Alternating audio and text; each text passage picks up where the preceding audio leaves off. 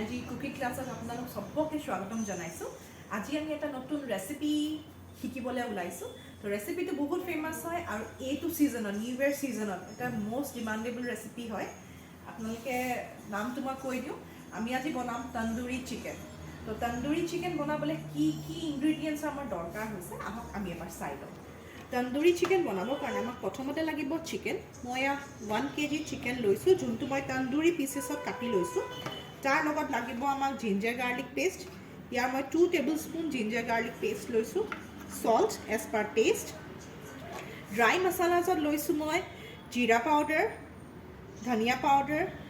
red chili powder এইটো আপোনাৰ লৈছে মিট মছলা এইটো তন্দুৰী মছলা আৰু এইটো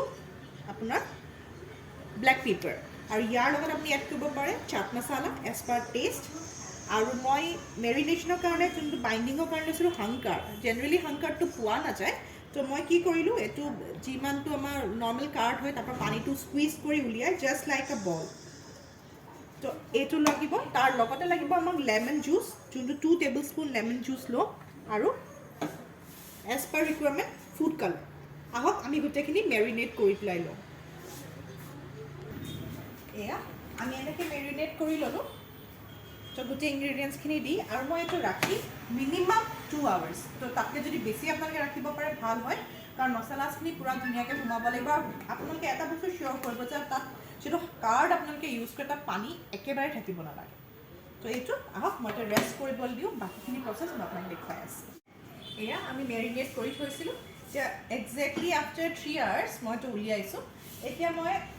মাইক্ৰৱেভত দুডাল ৰেক পাই এটা লো ৰেক এটা হাই ৰেক আমি তন্দুৰী চিকেনটো দুটা বে বনাব পাৰো ইদাৰ আমি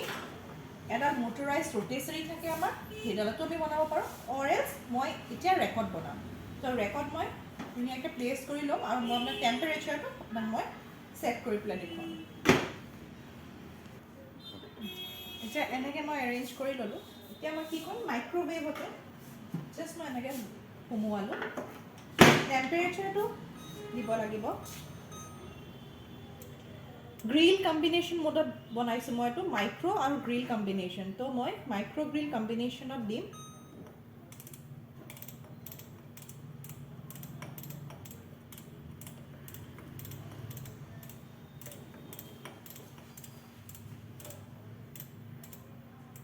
$25 minutes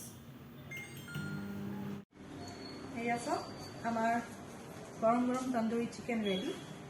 আপোনালোকেও বনাও ঘৰৰ লগত ফ্যামিলিৰ লগত এনজয় কৰি